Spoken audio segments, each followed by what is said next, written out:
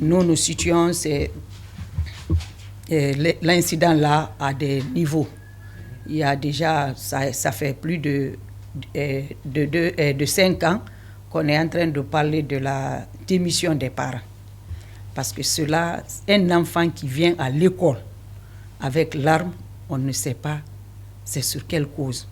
Mais aussi, nous pensons qu'aujourd'hui, la nouvelle technologie joue beaucoup sur la situation des enfants, que les parents n'arrivent pas à faire le suivi de leurs enfants. Il y a un de nos compatriotes même qui nous a dit que ça veut dire que c'est le système américain et canadien qui veut rentrer à l'école. Ça veut dire qu'on laisse nos enfants à trop regarder les médias, soit sur l'Internet ou à la télé. De ce fait, si les parents ne prennent pas des dispositions, parce que moi, je situe d'abord la démission des parents, le premier niveau. Maintenant, au deuxième niveau, c'est l'établissement aussi.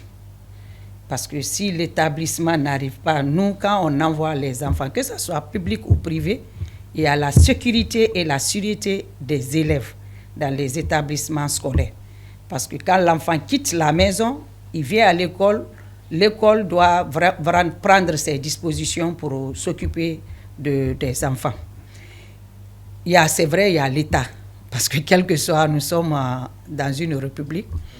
Il y a aussi des politiques éducatives, c'est vrai, c'est élaboré, mais est-ce que la sécurité est vraiment prise en compte? Si oui, il faut vraiment qu'on regarde, peut-être il faut réactualiser, parce qu'aujourd'hui, avec l'ouverture de la nouvelle technologie, il y a beaucoup de choses qui se passent au sein des concessions scolaires et même dans les familles et dans le pays. Il faut que les ministères en charge de l'éducation puissent réellement voir qu'est-ce qui se passe, pour qu'on puisse voir dans le contexte actuel aujourd'hui comment on peut insérer ces recommandations. Mais quand on prend, il y a aussi le niveau déconcentré, où il y a les IRE, il y a aussi les DCE et il y a aussi les chefs d'établissement. C'est pour cela qu'il faut savoir situer, et nous allons partir encore sur le terrain pour mieux comprendre pourquoi le jeune a pu amener l'arme là à l'école, jusqu'à mettre dans sa tête l'idée de tirer sur ses collègues. Un enfant a fait ça aujourd'hui. S'il n'est pas puni, qu'est-ce que les autres vont dire?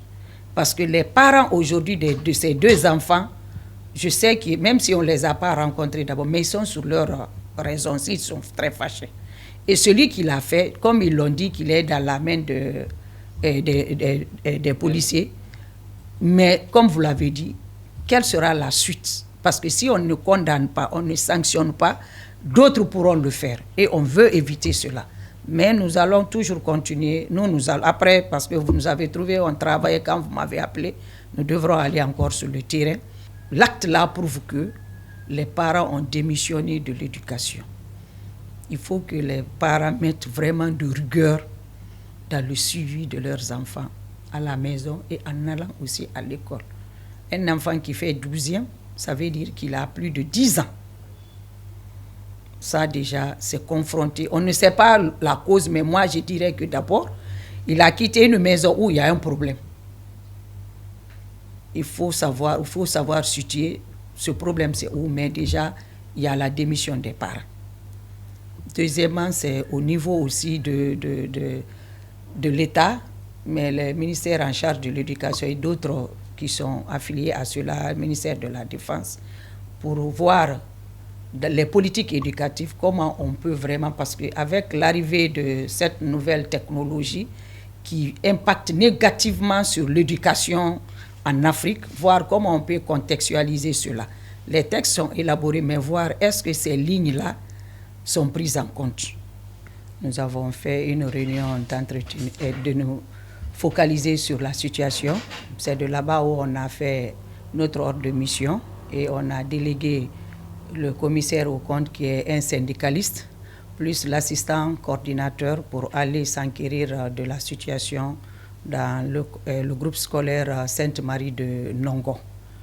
Ils ont rencontré le coordinateur de l'école qui les a expliqué la situation. C'est parce qu'au départ, quand ils nous ont appelés, ils ont dit qu'il y a eu mort. Ça nous a inquiétés. Mais quand ils sont allés, on a suivi qu'il y avait plus de peur que de mal.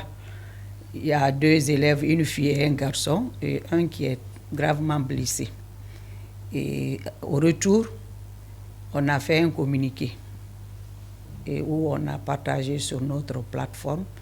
Et en tant qu'acteur de la société civile, la coalition condamne fermement cette situation qui est déplorable dans l'enceinte d'une école où nous voyons ça, c'est risqué parce que c'est un élève qui vient avec l'arme de son père, comme ils nous ont dit.